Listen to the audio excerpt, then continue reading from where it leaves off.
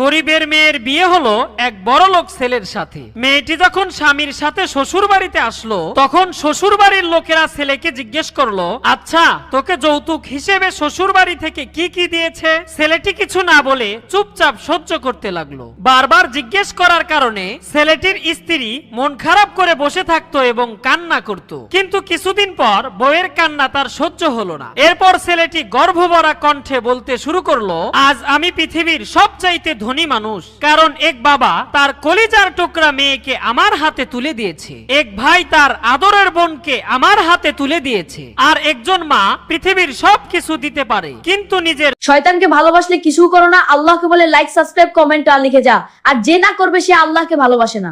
সন্তানকে নয়, তবুও সেই সন্তানকে আমার হাতে তুলে দিয়েছে। এবার আপনারাই বলেন এর চাইতে বড় যৌতুক আর কি হতে পারে? ছেলেটির কথা শুনে সেখানে দাঁড়িয়ে থাকা সকল লোক একেবারে চুপ হয়ে